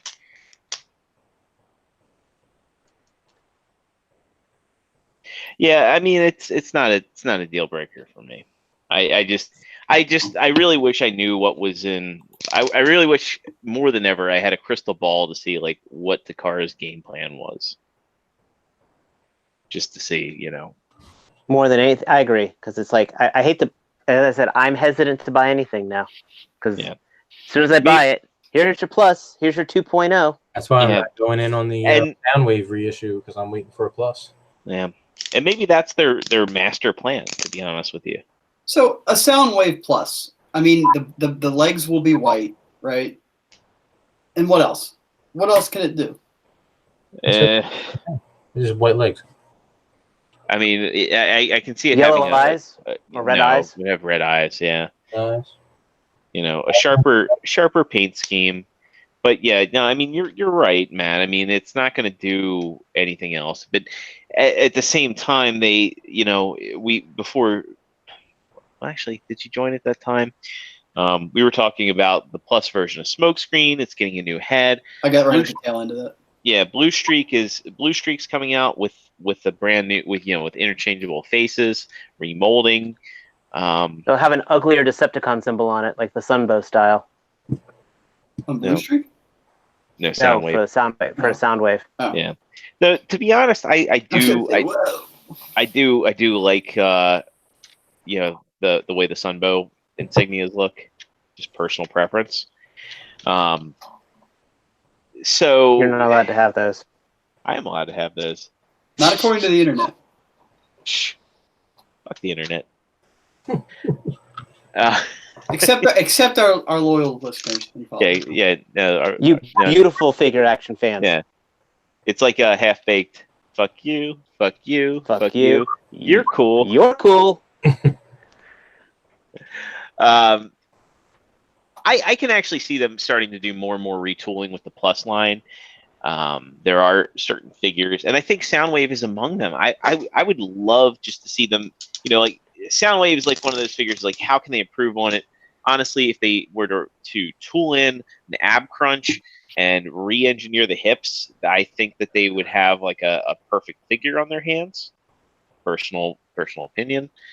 But now the Plus versions, they don't tend to redo any articulation or mold details, really. I mean, maybe minor tweaks, right? Until recently. Like I think that Blue Streak marks the first time that they're doing something significant. Like, is it really significant to say he's got a new head and interchangeable faces? Maybe not, but But articulation remains the same. articulation remains the same. Okay. So, and I get too that like Soundwave and the cars, you know, the Datsun, they all come from an age before the ab crunch and the butterfly joints, so I could see that being something people want in a sound wave reissue. If you're holding out for the plus, you're not going to get that. You're going to get a different paint scheme, maybe different accessories, but you're going to get the same articulation more than likely. I mean, nothing's ever certain. But Yeah. it's like Dave said, like he doesn't know what to buy anymore, and he's kind of hesitant on it. I'm like, I don't know. My thoughts are, you get what you like, and if something else comes out, I mean. Well, that's the thing. You get what you like, and then they say, "Oh, by the way, you shouldn't have gotten that." Well, no, but it's almost like they're telling you, you like this more, don't you? That's coming out. Like you don't have to. You can like the thing you've got. You don't have to worry about it. Yeah.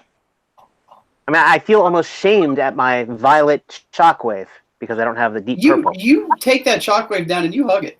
I mean, that was your Shockwave, man. You chose him. Because he was the only thing out at the time. Don't piss on him like that. You chose him. There was Quake Wave, right? Could have gone with all the flavor of colors of Quake Wave, and you chose the artificial Shockwave. Look at that. I am so jealous. Hey man, where's Ernie Hudson in the sequel?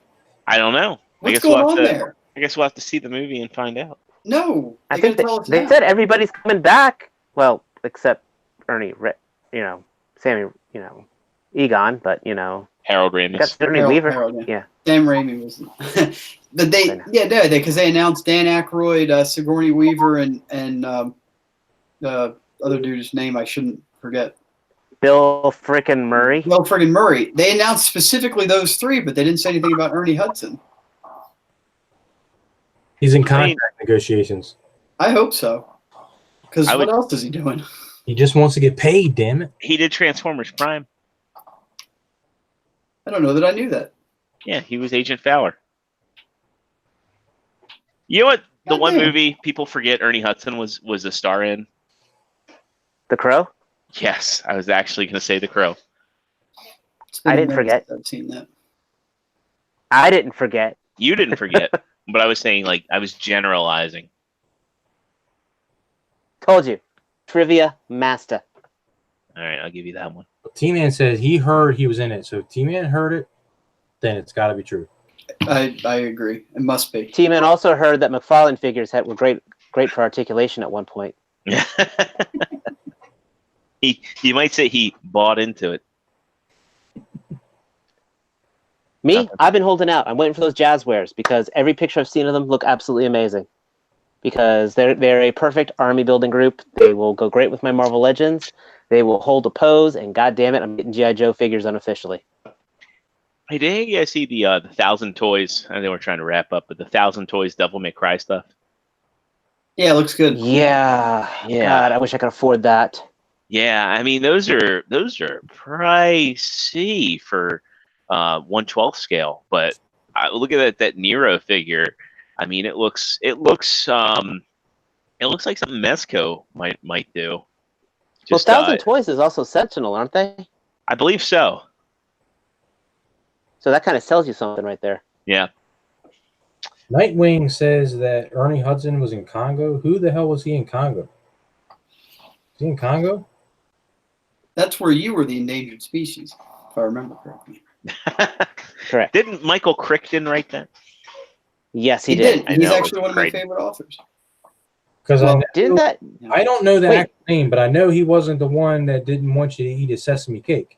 That's been a running joke for us ever since the movie came out. Stop eating my sesame cake. Amazing. The thing I remember the most about Congo, other than the weird voice they had for Amy, was they started it off by playing Doom. And Ernie Hudson was in Congo. I don't remember it, but he had to have died. Wasn't Ash Williams in that? The guy who plays Ash Williams? Bruce Campbell. He wasn't Bruce Campbell in Congo? Yes, he was. He was in the very beginning, if I remember. I need to watch this movie again. It's been a minute. It's been a long minute since I watched that movie. Amy, good gorilla. Oh, he was the Sesame Cake dude. He was the dude. Okay, that feels like a good wrap up moment because like my world's collapsing. So let's just. We had to do a And this, we had to do like a B-side where we just like watch and commentate on a movie we haven't seen in forever. That would be amazing. this isn't one. If we wouldn't get flagged for it, I'd totally be up for a live stream on that. I can't remember. What?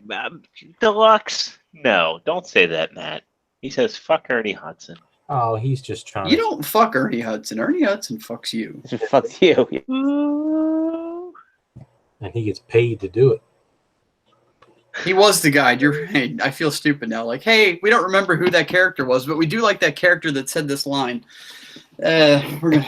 I think it's bedtime. It is You bedtime. fail your fandom. I'm not. All I'm right. not. Is there a Congo fandom? I don't know. I mean, Maybe for the book. maybe. Yeah. There's probably bad Congo. Good night, everybody. Bad Congo, Congratulations, the you're a sequel. father. Yeah. The guide to bad breakups. You can tell it's been a week for me. Like when I'm having like Freudian slips. Bad con. Bad condoms. Oh, Bad condoms. yeah, that's not the. Look, Is that why your camera's off? You don't want to show a couple blisters or something? You know, we get like some old school Seinfeld stand up like, what's the deal with condoms? Is there such a thing as a good condom? That's a Well, horrible my daughter's still an Seinfeld. only child, so yes. Haven't you heard of pulling out? What's the deal? Well, Spiraling out of control. I am spiraling out of control. It's Thursday, folks. Hit the end button. Hit the Yeah, hit the end. Anyway, let's get them where you at. It's True Star Screamer. You take some excellent photography, and if folks want to view that, where can they do so? You can always catch my stuff on Instagram at True Star Screamer, and again, that is TRU. And of course, every week with these fine gentlemen, and every now and then on PlayStation. I haven't been playing too much Mortal Kombat, but Sang Sung comes out next week, so you'll catch me back on there. Yeah, buddy. And Mr. Joe Crab, if anybody wants to find you, where can they do so? Here, Thursdays, I would like to say, but I don't know. Some of the subject matter is getting a little dicey. I don't know if I want to be associated with you guys anymore. Ah, that's some bullshit. I don't have a choice. And you could see some of my stuff on our Figure Action Podcast Instagram. Hit me up on there. Yeah. You also take some very lovely photography. Thank I do you see very so. He does. Parts Former. People know him. They love him. And they probably clicked on some of his videos on T-Man's channel. But I heard those were the highest rated T-Man toy hunts were with Parts Warner. And you know, I can only do so much to help. It's like I send him all this footage, and he forgets to use it, and then a week will go by, and I'll be like, "Hey, I noticed you had a toy hunt video come out that didn't have my footage in it. Was there something wrong with it?" He's like, "Oh, I forgot you sent it to me." He's like, "I'm sorry, man." He's like, "I know your stuff is the best stuff I have on my channel," and I'm like, "Yeah, I know that, man. That's why I try to give you the good stuff." I like how you make him sound like Kel from Good Burger. Now that's how I met him. Yeah. He served you a The burger? The burger was just okay. I don't know. Like I give of myself, and he just doesn't want to. I don't know. But yeah, I'm on his channel. I'm on this channel. Pretty much anywhere where the word Parts Former comes up, it's probably me, or they're probably talking about the bad transformation sequence in Transformers. That's it. Or they're And where can we confusing. find you, Zero? Well, you can find me here every Thursday night with you fine gentlemen. You can also find me on Twitter at The Original Zero. You can find me on Instagram as Extra Zero. And you can also find me on the PlayStation Network and Xbox Live as Extra Zero. I, too, will be playing some Mortal Kombat 11 actually I was going to say this weekend, but technically next week. That Shang Tsung DLC. So if you want to get the floor mopped with your bad self, hit me up. You can play me. You can play me. Oh, psh. I gave you a good run for your money. Don't act. Slimer's there telling you. He's there telling you, don't act, Dave. He's showing you his ass. He's presenting. What's a substantial ghost cast? Look at this. We gotta get that. We gotta get that live stream figured out, so we can actually show some of these. That is true. Maybe that'll be the task for this weekend because I'm actually free on Sunday. I know it's Father's Day, but That's an amazing sculpt. His ass has more detail in it than my actual scalp on my head. Look at this. Look at the. Oh, the Jesus comparison. Oh, and Compare asses. Look at that. Parts former, Joe. Happy Father's Day. Oh, thank you very much. happy Father's Day to you too, Dave. You as well, Dave. Happy Father's Day. What are you doing for Father's Day? Working. Oh, that sucks. I'm gonna get a bushel of crabs, and I'm gonna eat them. You know how close I am to you, Joe? You know, I'm only like 20 minutes away from your house. I mean, this is me throwing things out there. You're invited, but I figure you're doing something with your family. Yeah, we probably are. Yeah, you probably are. And if you guys were down here, if you guys were in Raleigh, I'd invite you to the 4th of July Fest. So, I think we're gonna be able to My see big- from our houses, so we're good. For my So, big pile Matt- of explosives. Matt, Deluxe rates parts. I would always use your toy hunts, and he's giving you the winky face. Well, I will keep that in mind. When he says I could be a roaming reporter here in Yeah. Maryland. when he says use your toy hunts, he means he will use your footage and not give you any credit. He will use. He'll superimpose his voiceover. Yes, he will. Hi there, everybody. My target here's right some here. stupid shit right here. I don't know why I'm looking at it. I've been, as you can see, I've been hitting the gym. This is He my has strong, been hitting the gym. This is my So strong give him hand. credit. This is my strong hand reaching for these legacy. Matt, I will send you footage. Yes, sir. I absolutely will. Awesome. Of Toy Hunt. All right, everybody. I think that'll do it for us tonight. So again, we've been Figure Action. If you like what we're doing, make sure you hit that subscribe button. Make sure you hit that like button and the notification bell. As we never know when we're going to have bonus content. Anyway, thanks everybody for tuning in tonight. We hope to see you again next week. Special thanks and shout out to everybody who participated in tonight's chat. We love you, and we'll see you again soon. Take care. Bye. Good night. Bye. See ya.